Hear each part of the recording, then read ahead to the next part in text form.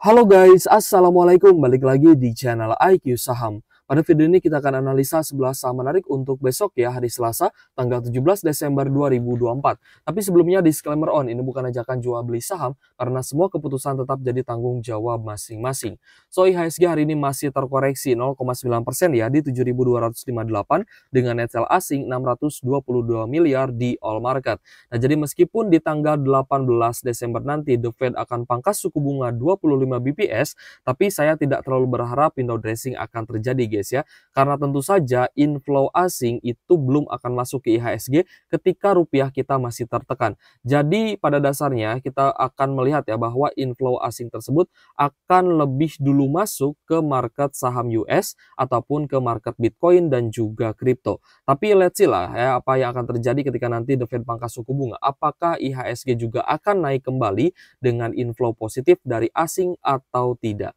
Oke guys, jadi untuk saham pertama yang akan kita analisa adalah saham Telkom ya. Untuk Telkom hari ini mengalami koreksi 4,6% di Rp2.660 per saham. Dan kita lihat memang Telkom itu masih di zona overbought ya atau jenuh beli. Jadi wajar Telkomnya turun ya. Tapi memang penurunannya cukup dalam. Itu dikarenakan adanya distribusi yang juga besar ya, terutama dari RXBK dan juga YU. Dan jika kita cek untuk foreign flow saham Telkom, hari ini memang net sell-nya juga besar, 162,2 miliar ya. Itu adalah net sell yang lumayan besar untuk saham Telkom. Jadi, untuk teman-teman yang belum take profit ya di harga 2.800 dan memilih untuk hold sampai dividen, teman-teman bisa tambah muatan lagi di sekitar 2.500-an ya di zona support sebelumnya. Tapi semoga tidak jebol di bawah level support tersebut ya, karena kalau misalkan patah tren, ya berarti ada potensi Telkom bisa turun lebih dalam lagi. Tapi setidaknya kalau misal teman-teman masih nyangkut di Telkom, ya setidaknya Telkom masih bisa rutin bagi dividen, terutama untuk dividen final di 2025 nanti. Jadi kalau misalkan window dressing pun tidak terjadi di bulan Desember ini ya sebenarnya saya tidak ada masalah ya. Namun karena banyak influencer yang membahas window dressing, pasti teman-teman juga harapannya sangat besar ya bahwa window dressing ini bisa mengembalikan keadaan nih dari downtrend ke uptrend gitu ya. Bisa membuat terjadinya reversal. Oke, selanjutnya adalah EXCL ya, di mana EXCL ini masih close di harga yang sama ya, di Rp2.270 per saham. Dan kita lihat ada akumulasi yang cukup besar ya, terutama dari asing, ada ZPSS, AGTP, dan juga DX. Dan kita cek ya, untuk net buy-nya EXCL, XL ini net buy asing 28,4 miliar guys. So ini cukup menarik ya, semoga bisa lanjut naik lagi. Tapi memang merger ini sedang berlangsung ya. Dan kita akan melihat nanti hasil setelah merger. Apakah potensi XL akan naik lagi atau malah akan turun ya. Tapi sejauh ini masih mampu bertahan di atas support MA150 dan support MA50-nya. So saya rasa XL ini masih punya peluang untuk bisa naik lagi. Tapi kita coba pantau ya besok di hari Selasa. Karena memang sudah naik ya dari zona supportnya sampai di level saat ini, pasti sudah banyak teman-teman juga nih yang cuan di EXCL itu sekitar 6 persenan ya. Selanjutnya Astra International yang kita lihat ya sempat mengalami koreksi dari harga resistennya di 5.250-an turun kembali guys ya sampai di 5.125 untuk closing hari ini. Dan hari ini masih close di harga yang sama meskipun tadi kita lihat sempat turun ya ke area low di 5.000-an. Jadi untuk Astra International ternyata masih ada akumulasi terutama dari BB, PD, ZP dan juga RX. Dan overall untuk asingnya ya di Astra International itu masih net buy 25,2 miliar guys ya. Jadi sebenarnya masih ada harapan ya Astra International bisa lanjut naik lagi. Namun memang kita melihat akumulasi asingnya belum terlalu besar ya untuk Astra International. Selanjutnya adalah Brand meskipun hari ini ada koreksi 1,17% ya di Rp8.425 per saham. Namun ada akumulasi asing guys ya, terutama dari CC, AKGR dan juga DR. Jadi kita melihat hari ini memang beberapa saham konglomerasi ya, itu ada yang mengalami koreksi yang cukup dalam ya. Jadi teman-teman yang terbiasa beli di pucuk pasti akan nyangkut lagi. Dan itu harusnya kita evaluasi, harusnya kita waspadai ya. Jangan sering-sering beli di pucuk. Oke guys, untuk brand ya, kita lihat ada net buy dari asing 20 miliar. Jadi semoga ini bisa menjadi katalis ya, karena brand kemarin pun sempat turun. Dan pembagian dividennya memang tidak terlalu besar ya untuk dividen yieldnya. Dan itu sangat wajar karena valuasi brand juga sudah cukup mahal. Tapi kalau misalnya kita perhatikan ya, price action di 1 minggu terakhir ini brand masih cukup sideways nih, di sekitar 8.400 sampai 8.500-an ya. Selanjutnya kita move ke UNTR guys. Untuk UNTR juga sebenarnya sudah sedang overbought ya atau alias jenuh beli. Dan kita lihat juga masih kesulitan untuk naik di atas 28.500 ya. Jadi untuk UNTR apakah ada potensi untuk turun kembali? Nah, kalau misalkan memang ya musim pembagian dividennya masih jauh, saya rasa UNTR bisa saja terkoreksi kembali. Namun untuk downtrend saya belum melihat ke arah sana. Ya mungkin akan mantul lagi di zona support sebelumnya itu di support EMA 50 ya di 27 ribuan. Teman-teman bisa pantau di area ini jika terjadi koreksi. Tapi sejauh ini untuk UNTR ada rejection juga sebenarnya ya di 27.600-an. So, untuk UNTR cukup netral ya, dan kita lihat ada beberapa investor asing yang akumulasi. Ada YU, KZ, SQ, BK, dan juga ZP. Jadi untuk UNTR net buy-nya juga masih oke ya, 12,8 miliar. Teman-teman yang masih pegang UNTR di harga bawah, silahkan lanjut hold ya.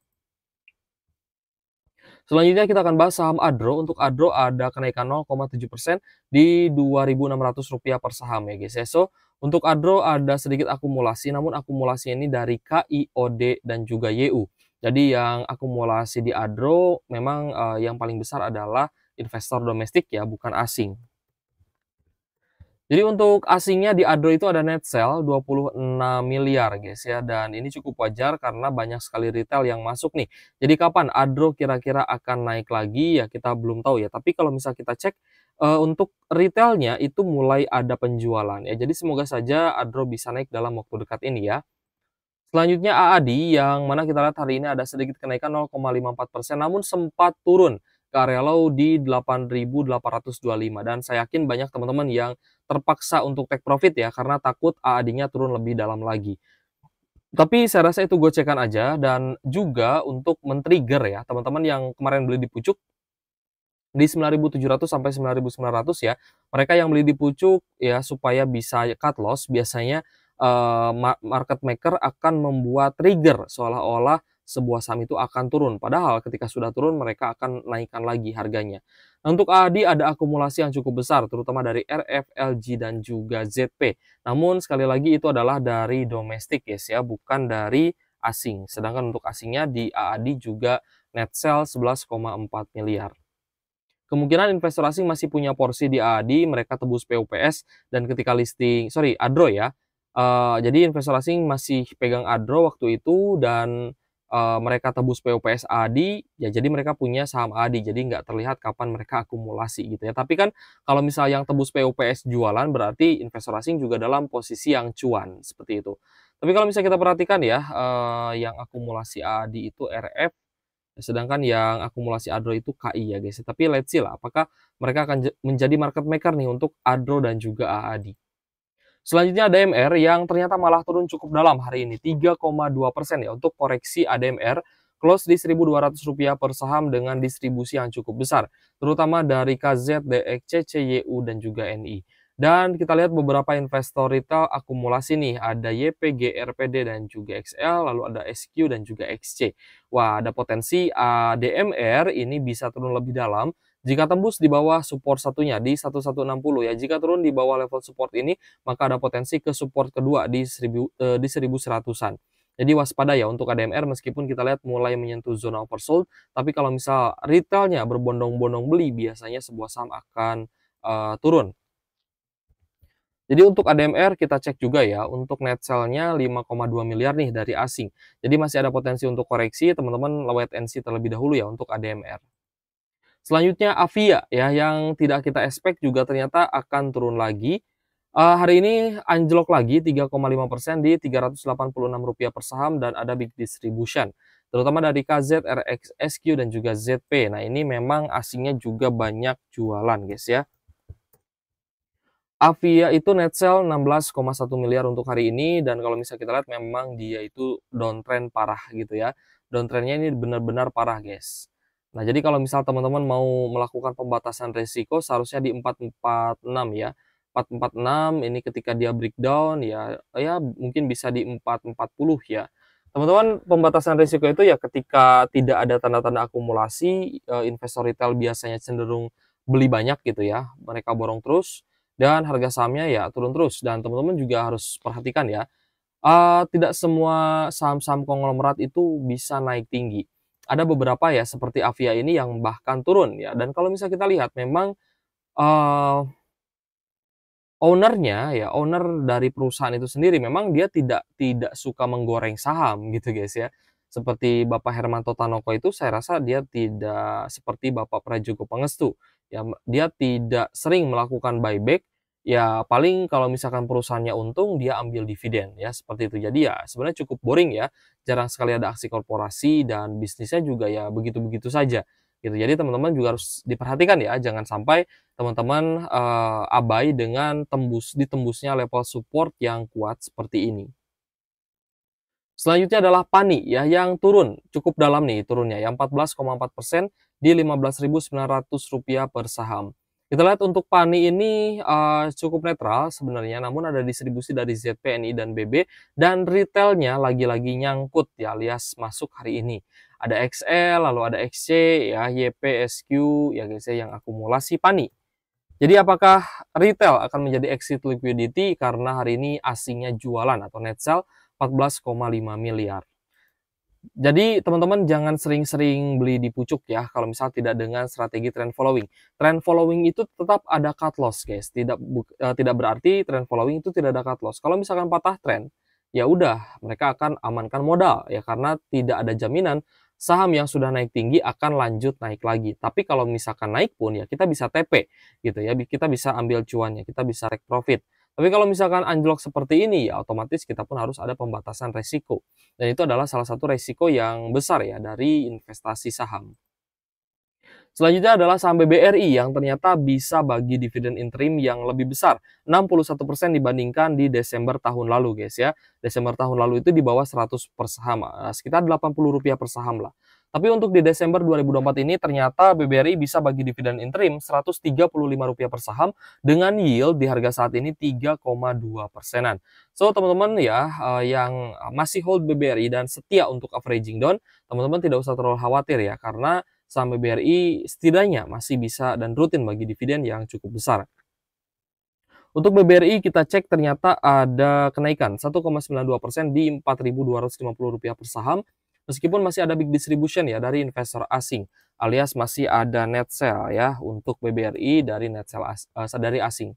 Masih ada net sell 341 miliar guys ya.